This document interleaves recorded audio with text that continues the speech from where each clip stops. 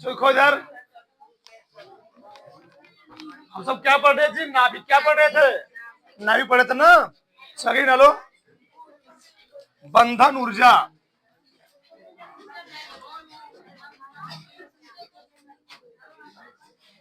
बंधन ऊर्जा, binding energy,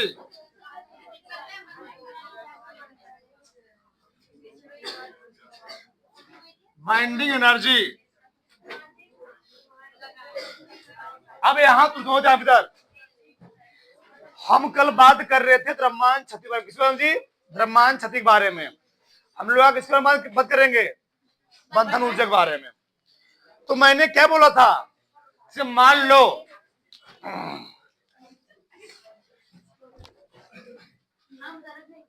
एक कोई मान लो परमाणु है। इस परमाणु अंदर क्या होंगे? प्रोटॉन और न्यूट्रॉन होंगे। ठीक, चलो बहुत बड़ा बनाते हैं। ये देखो, अब इसमें प्रोटॉन न्यूट्रॉन है। सबका ध्यान इधर होना चाहिए। हमने बोला था नाभिक का जो वास्तविक द्रव्यमान होता है वो उसके न्यूक्लियानों के द्रव्यमान से क्या होता है? कम होता है। यानी न्यूक्लियानों का द्रव्यमान नाभिक के द्रव्यमान से क्या होता है? बहुत ज्यादा होता है। तो ऐसा क्या हुआ? हमने बोला था स्टार्टिंग में, जब देखा गया नाभिक जो अलग अलग थे, क्या थे? मान लो प्रोटॉन न्यूट्रॉन क्या बिखरे अभी मान लो है, इधर उधर बिखरे हुए हैं। जब उनको क्या किया गया? एक अधिक एनर्जी दे करके एक स्थान पर क्या किया गया? केंद्रित किया गया। जब केंद्रित किया गया तब इनका जब देखा गया, क्या देखा गया? मास देखा गया। इनका मास क्या था? पहले की अपेक्षा क्या था? अब ज्यादा था। क्या था? ज्यादा था। जब अलग अलग थे तो उनका मास क्या था? कम था। जब बांध दिया गया, स्थान कर दिया गया, तब मास क्या हो गया? ज्यादा हो गया। तो ऐसा क्या हुआ? अरे समझना है। बताया था मैं कल कि जो द्रव्यमान क्षति आती है, द्रव्यमान क्षति इधर लिखता हूं, द्रव्यमान क्षति बताया था न्यूक्लियानों का द्रव्यमान, न्यूक्लियानों का द्रव्यमान माइनस नाभिक का वास्तविक द्रव्यमान, नाभिक का वास्तविक द्रव्यमान। अब न्यूक्लियानों द्रव्यमान में कौन कौन आएगा? प्रोटॉन और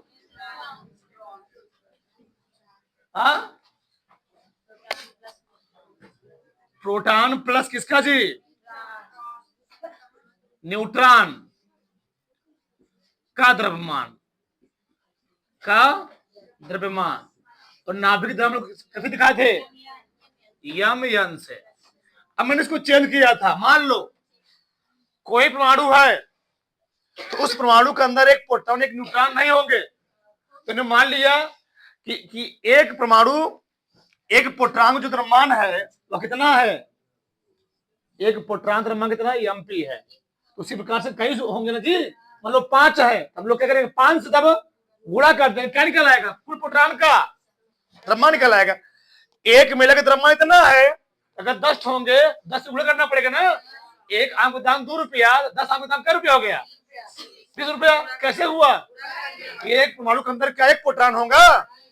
बहुत सारे होंगे। तो अभी हम अगर एक 2 है तो एमपी हो गया, बहुत सारे होंगे, 5 हो गए, 10 हो गए, क्या हो गया? जेड गुणे एमपी। क्या निकला? कुल प्रोटॉन का द्रव्यमान निकल आया। संख्या द्रव्यमान निकला प्लस ऐसे को निकालना किसका? न्यूट्रॉन द्रव्यमान। इसे निकालना है। चलो भाई लिखता हूं मैं, मास ऑफ न्यूट्रॉन। ठीक, बता रहा हूं अभी। माइनस क्या हो गया? यम। अरे धैर्य रखो भैया, मास ऑफ न्यूट्रॉन, क्या दिक्कत है? यहां पर क्या हो गया? जेड गुणे एमपी। मैं बताया था अगर हमको न्यूट्रॉन निकालना हो तो द्रव्यमान से हम लोग करते क्या है? परमाणु क्रमांक को, यानी ए माइनस जेड। यहां पर क्या है बताओ? यम, छोटका आ जाएगा। ठीक, माइनस क्या हो गया? यम यम। अब यहां समझने वाली बात यह है, 1 घंटा कल मैं चिल्ला के समझाया पूरा, क्या सोचने बात यहां पर है। अब देखो ध्यान से ध्यान, ये चीज और ये चीज, ये फार्मूला कई बार पूछा गया है, ध्यान रखना। द्रव्यमान क्षति का फार्मूला क्या होता है, ये है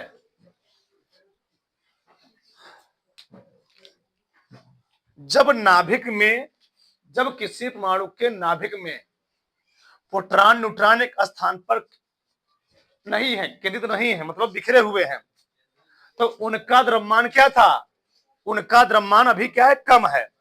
जब उन प्रोटॉन न्यूट्रॉन क्या किया गया, एक स्थान पर केंद्रित किया गया, तो केंद्रित कैसे किया गया, इनको बाहर से एनर्जी दिया गया, क्या जी, एनर्जी दिया गया। उस एनर्जी से क्या हुए, वो प्रोटॉन न्यूट्रॉन के एक स्थान पर केंद्रित हुए, तो एनर्जी हमको कितना देना पड़ा। बताया गया था कि अल्बर्ट आइंस्टीन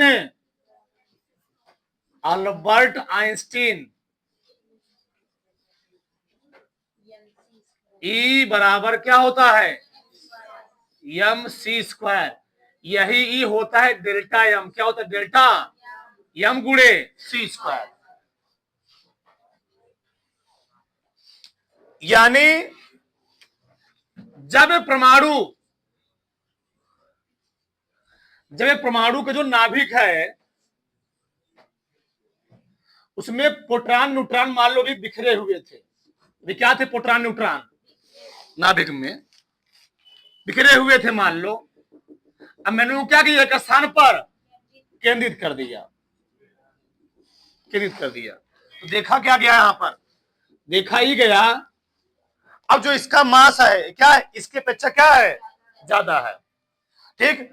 अब यहां पर हो क्या रहा है ऐसा, तो मास मान लो इसका था पहले कितना था, 48 यूनिट, कितना है जी, इसे कितना हो गया, 50 यूनिट, तो कितना अंतर आया, 2 यूनिट का अंतर आया, कितना, 2 यूनिट का।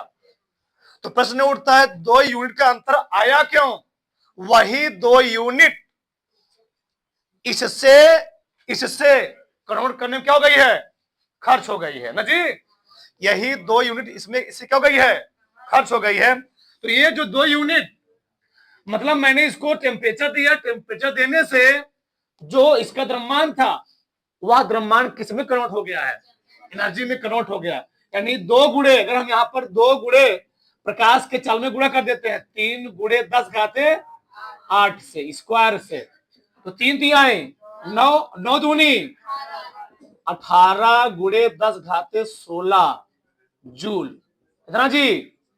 हमको यहां से यहां तक आने में क्या लगा होगा, एनर्जी देना पड़ा होगा। मतलब जो 2 यूनिट की इसमें क्या हो रही है, कमी हो रही है, क्या हो रही है, कमी हो रही है, वही 2 यूनिट द्रव्यमान में जो कमी हो रही है वह क्या हो गई, ऊर्जा में बदल गई होगी। ऊर्जा बदलने से क्या हुआ, यहां पर इसके यहां पर द्रव्यमान क्या हो गई है, वृद्धि हुई है। हुआ इससे क्या, इससे जो परमाणु होता है, जो पहले क्या था, परमाणु स्टेबल नहीं था, हमने बोला था अगर हम लोग टेम्परेचर देंगे, अगर किसी स्थान पर टेम्परेचर बहुत ज्यादा होगा तो उस परमाणु की स्टेबिलिटी क्या होगी, उस परमाणु की स्टेबिलिटी कम होगी, और टेम्परेचर कम होगा परमाणु की स्टेबिलिटी क्या हो जाएगी, ज्यादा हो जाएगी। तो इसीलिए परमाणु क्या किया जाता है, परमाणु की स्टेबिलिटी बढ़ाने के लिए, उसकी स्थायित्व को बढ़ाने के लिए हम लोग करते क्या है, बाहर से एनर्जी देते हैं, उससे परमाणु क्या होता है, स्टेबल हो जाता है। यहां तक कुछ बात समझ में आई। हमको पढ़ना क्या है, बंधन ऊर्जा क्या होता है, जिस प्रकार से ये अलग अलग थे, इनको जुड़ने के लिए जो एनर्जी दिया गया वो भी हम लोग क्या कर सकते हैं, वही बाइंडिंग एनर्जी है। या बाइंडिंग हम लोग तो जितना जोड़ने के लिए ऊर्जा दोगे उतना तोड़ने के लगेगा। तो किसी परमाणु के नाभिक से न्यूक्लियनों को परस्पर अलग करने के लिए बाहर इतना एनर्जी दी जाती है, उसको हम लोग खाते क्या है, बंधन ऊर्जा कहते हैं। देखो समय लिखो, देखो डाक से, किसी नाभिक में उपस्थित न्यूक्लियनों को परस्पर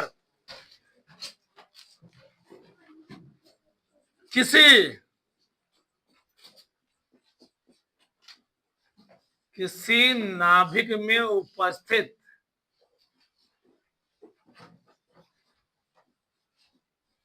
न्यूक्लियानो न्यूक्लियानो को परस्पर, यहां पे ध्यान रखना, ये अलग मैटर है, को परस्पर अलग अलग अलग अलग करने के लिए, अलग अलग करने के लिए, ठीक, जितनी ऊर्जा की आवश्यकता होती है, जितनी ऊर्जा की आवश्यकता होती है, आवश्यकता होती है, उससे क्या बोलते हैं, उसे बंधन ऊर्जा कहते हैं,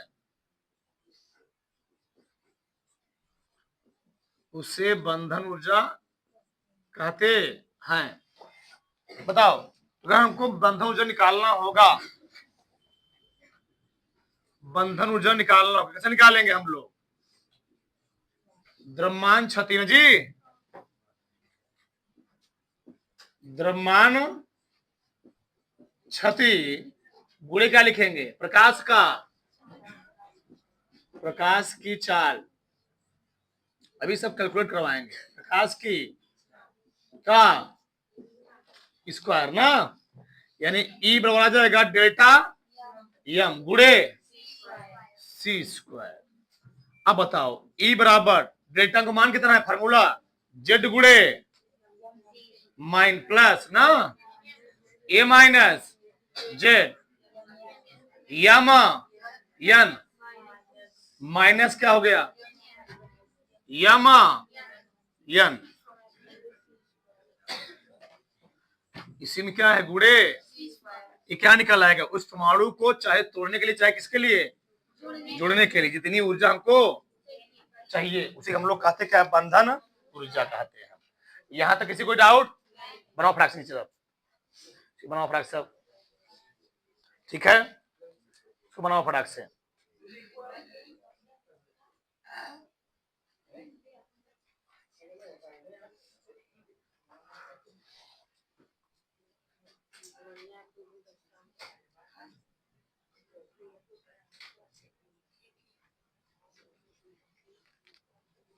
तो फटाक से पहले इसको तारो, आगे लिखो जी, आगे लिखो, परमाणु द्रव्यमान मात्रक, परमाणु द्रव्यमान मात्रक, एटॉमिक, बोलो मत, एटॉमिक मास यूनिट, क्या लिखवाया गया था, कार्बन परमाणु के, कार्बन परमाणु के, कार्बन परमाणु के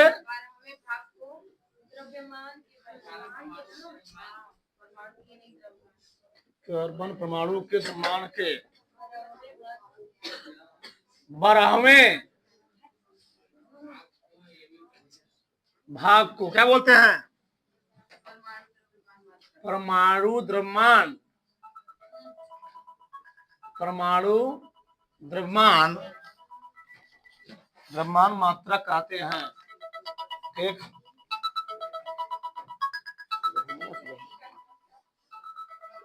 परमाणु द्रव्यमान मात्रक कहते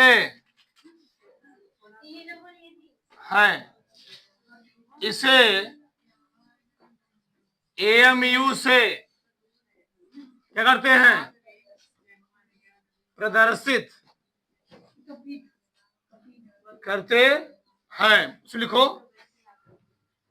इसके द्वारा किसी, इसके द्वारा किसी परमाणु के नाभिक, इसके द्वारा किसी परमाणु के नाभिक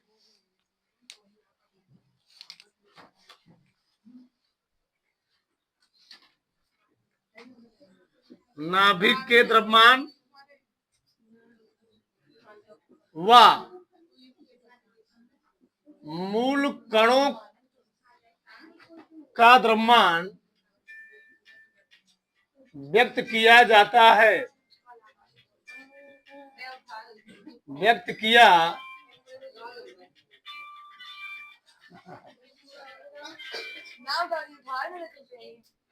हेलो, हाँ क्लास खुला है, टाइमिंग पे हो गया। इस बार किसी परमाणु के नाभिक के द्रव्यमान व मूल कणों क्या जी द्रव्यमान व्यक्त किया जाता है। अब देखो इसमें लिखो तुम लोग, कार्बन 12 के एक परमाणु द्रव्यमान दो ध्यान इधर,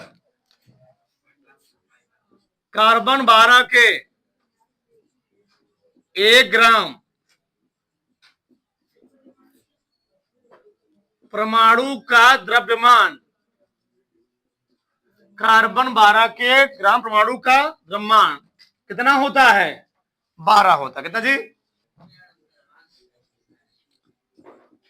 n मोल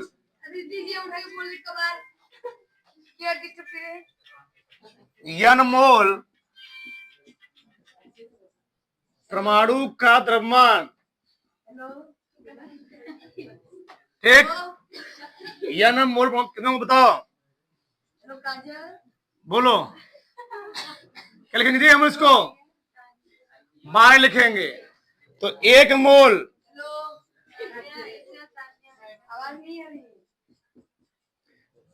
मोल परमाणु का क्या हो जाएगा? 12 बटे n हो जाएगा जी। जब 1 मोल निकाल लोगे, सही है। दो हमको फटाक से,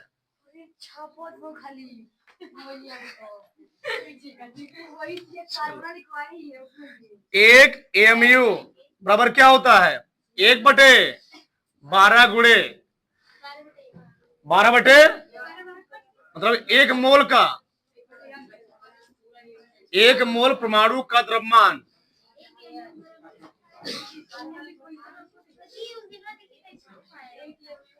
ठीक, सही है। 1 बटे 12 बताओ, 1 मोल परमाणु द्रव्यमान कितना है जी? 12 बटे n आ गया, 12 द्वारा क्या हो गया?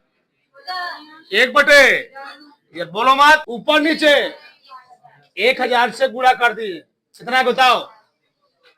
जब ऊपर नीचे 1000 से गुणा करोगे क्या बन जाएगा? दशमलव हटेगा नहीं, ऊपर क्या है बताओ? 1 एमयू बराबर कितना आ गया? ऊपर आ गया 1000, 1000 बटे नीचे क्या आ गया? 6022 आ गया, गुणे कितना के जी?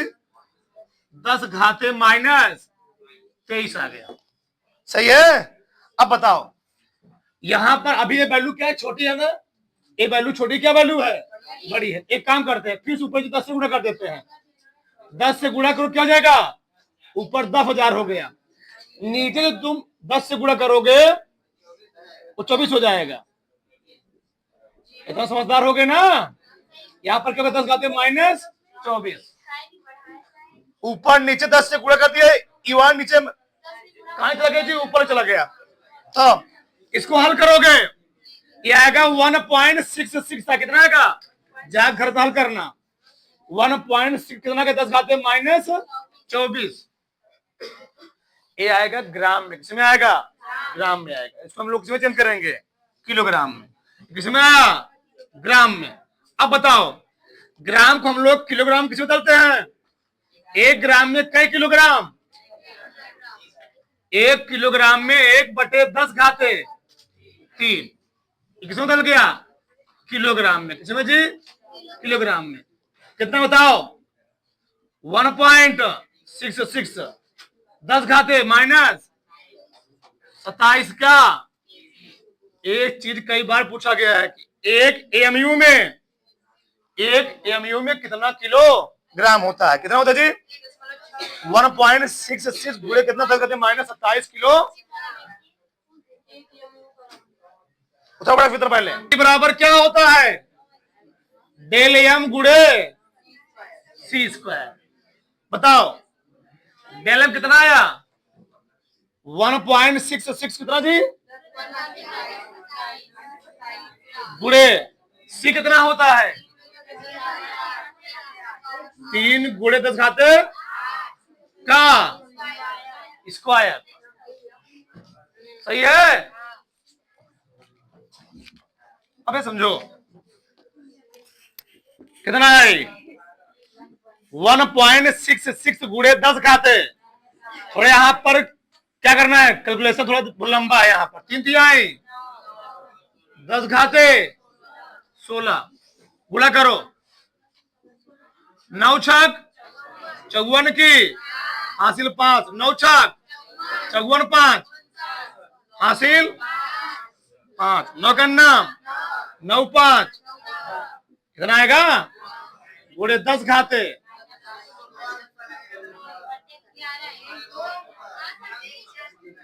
दो अंक पे ठीक। कितना आ गया यहां पर घटाने पर? 11 आ गया। सही है?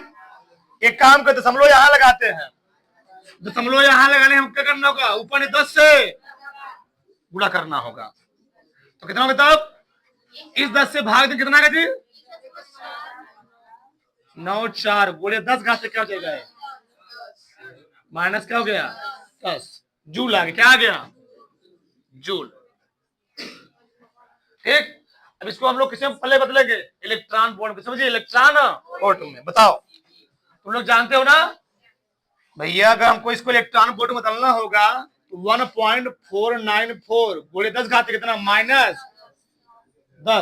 1 पॉइंट कितना जी? 6 से हम लोग भाग दे देंगे ना। 10 घाते माइनस इसमें बदल गया। इलेक्ट्रॉन वोल्ट में बदल गया। ठीक है? अब हल करो इसको। चलो 1.494 में किससे भाग देना है? 16 से। ऊपर नीचे 10 से गुणे दशमलव हट जाएगा ना। नहीं समझे क्या? ये आ गया 1494 गुणे 19 में से 10 घटाओ 9 बटे कितना आ गया? 0.931 गुणे 10 घाते 9 आएगा। सही है ना? चेक कर लेना। इलेक्ट्रॉन वोल्ट कितना आ गया जी? इलेक्ट्रॉन वोल्ट आ गया। ये आ गया इलेक्ट्रॉन वोल्ट। ये क्या निकल रहा है? एनर्जी। क्या निकल रहा है? एनर्जी निकल रहा है। किसमें? 0.931 10 घाते 9 इलेक्ट्रॉन वोल्ट। हम लोग जानते हैं 1 किलो इलेक्ट्रॉन वोल्ट और क्या होता है? 1 गुणे 10 घाते 3 electron volt. 1 mega electron volt और क्या होता है? 1 गुणे 10 घाते 6 इलेक्ट्रॉन वोल्ट। बताओ कि 1 इलेक्ट्रॉन वोल्ट को हम चेंज करते हैं किसमें? Mega electron volt. क्या हो जाएगा तब? 1 बटे 10 पावर 6 किसमें बदल गई थी? अबे मेगा इलेक्ट्रॉन वोल्ट। क्योंकि हम लोग पढ़े थे कि जो एनर्जी होती है कितना निकलती है? 931 मेगा इलेक्ट्रॉन वोल्ट। हमको तो पूछना है। बताओ तो E बराबर क्या है? 0.931 गुणे 10 घाते 9 गुणे इलेक्ट्रॉन वोल्ट है ना। तो 1 इलेक्ट्रॉन वोल्ट कितना होता है? 1/10 घाते इसमें बदल गया ही मेगा इलेक्ट्रॉन वोल्ट। बताओ तो 6 कट गया। 6 कटा ना जी।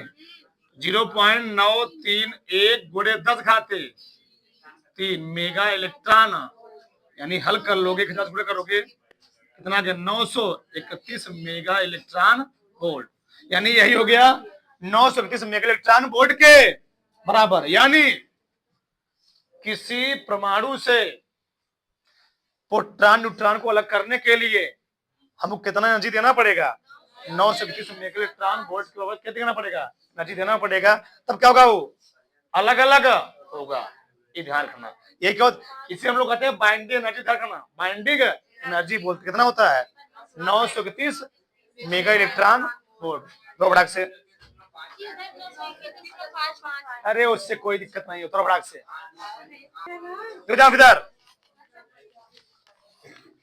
इधर। एक एमयू में कितना किलोग्राम होता है? 1.66 कितना जी? 10⁻⁻, प्रूफ करवा दिया। तो एक एमयू कितना होता जी? 1.66 कितना? 10⁻⁻27 किलोग्राम। और एक एमयू में ही एटॉमिक मास यूनिट में कितना एनर्जी रिलीज होती है? 931 मेगा इलेक्ट्रॉन वोल्ट एनर्जी क्या होती है? रिलीज होती है। तो कितना कर लो।